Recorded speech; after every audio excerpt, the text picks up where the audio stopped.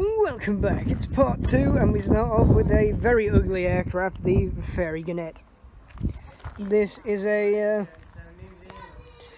well, I don't actually know what kind of aircraft it is, but it's definitely from the Royal Navy and was built for landing on aircraft carriers, as you can see with the kind of folded wing design that they've got going on there. Here is your information. In 1978, the aircraft ceased flying and became an instructional airframe. That seems to be a common theme with these planes. But they just left at RAF bases for people to use. So it's like, what's the point? So I guess they don't scrap them, and volunteers are just like, let's take it to the museum. Which, to be fair, is a better idea. I do believe they're museums. They're not that popular, but personally, they're one of my favourite places to come to. That's why I'm here. This aircraft is armed.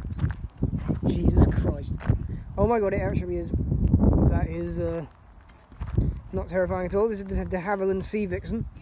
We're seeing its cousin, the Sea Venom and the Seahawk.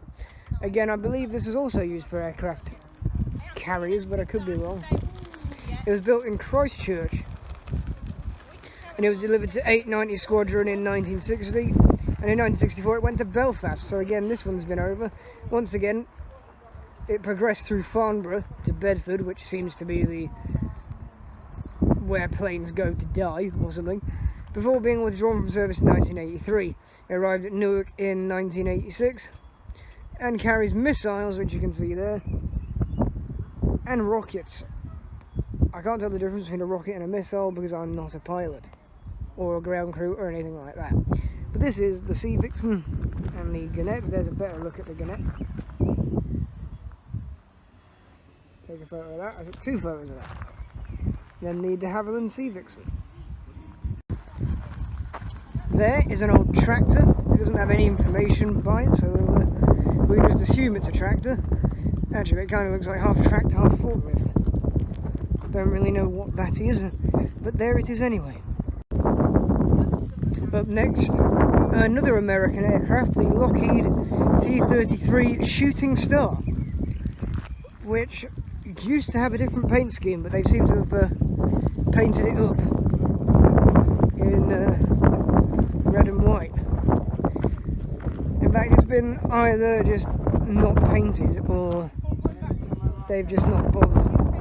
Because they used to be, sorry for the wind, but they used to be like an American Air Force logo on it, but there isn't anymore. That's the colour shade that it was. Yeah, it used to be.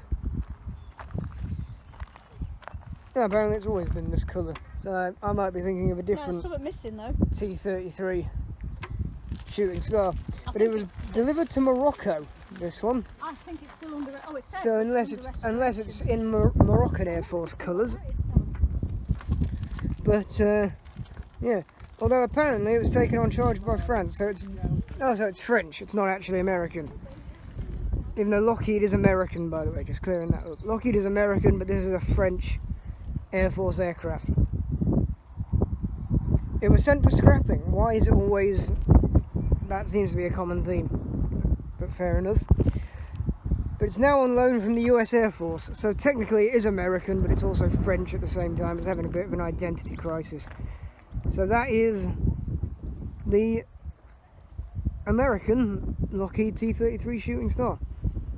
Another one of the foreign aircraft here at Newark Air Museum. Time to get your Cold War fix in, as we have 2 Russian, or Soviet as it were, planes. We start with the MiG-27.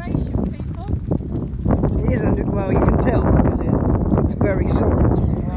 But it is the MiG-27 Flogger, the ground attack fighter. The first MiG, well, this wasn't the first MiG, but the MiGs themselves were actually kind of flawed. Whilst they could fire, or whilst they could travel at supersonic speeds, they couldn't carry much fuel, so were deemed a bit unreliable.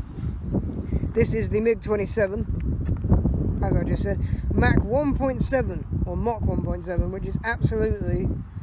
Well, it's fast. They used to be able to go straight up, didn't they? 1,550 miles an hour, and it could climb up to 52,000 feet.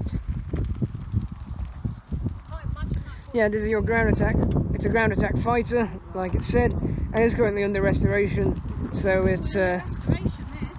it's not finished yet, but it is still here nonetheless. And I believe the next one, this one, let me have a look. This one is a MiG-23. I want to say this is a MiG-23.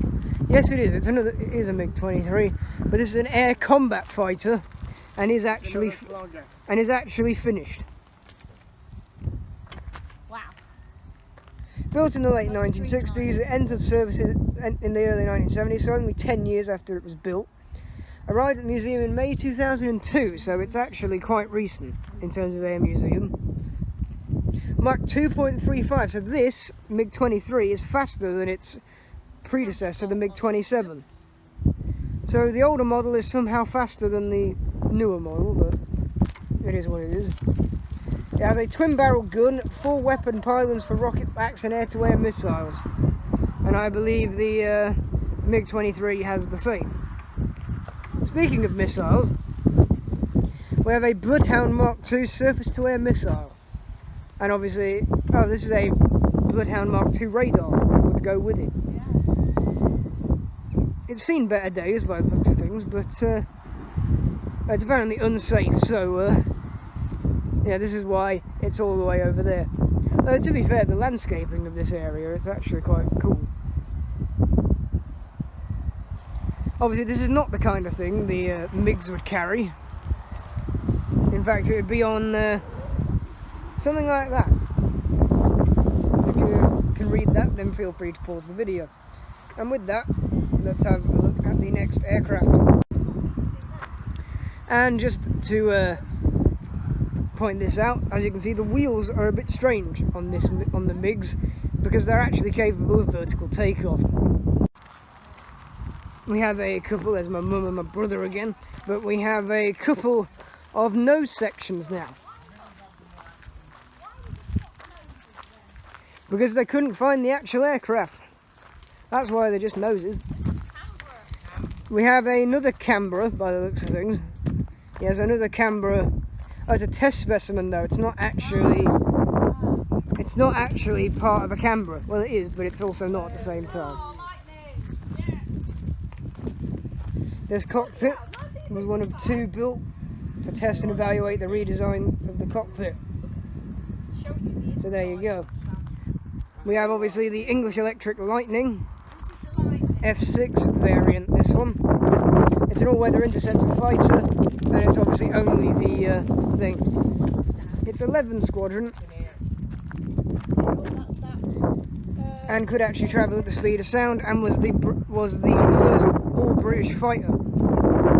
That is a very weird description of a Lightning on my behalf there, so I apologise. But then again, this is not an informative video by any means.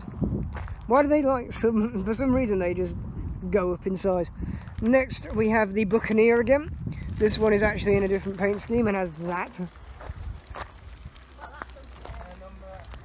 Flying to Bahrain in 1991, a pilot and a navigator. It was scrapped at Lossiemouth, so this is the only part of this Buccaneer that exists.